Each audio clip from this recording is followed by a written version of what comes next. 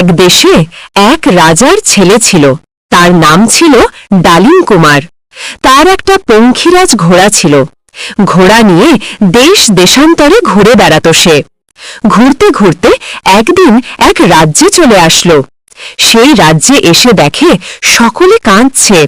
রাজকুমার জিজ্ঞেস করল, রাজকন্যাকে ধরে নিয়ে গেছে রাক্ষস, তাই কাঁদছে সবাই। আমি উদ্ধার করে আনব বলে রাজকুমার রওনা দিল।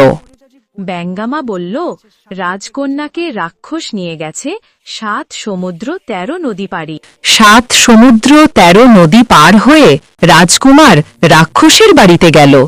রাজকন্যাকে অনেক ডাকাডাকি করে তুলল। রাজকন্যা বলল, তুমি এখানে? রাজকুমার বলল, তোমাকে উদ্ধার করতে এসেছি।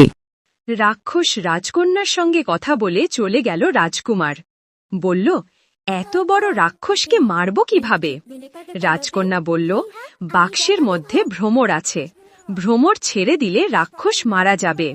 রাজকুমার বাক্সটা নিয়ে আসলো এবং ভ্রমর ছেড়ে দিল। রাজকন্যাকে নিয়ে চলে গেল রাজার বাড়িতে।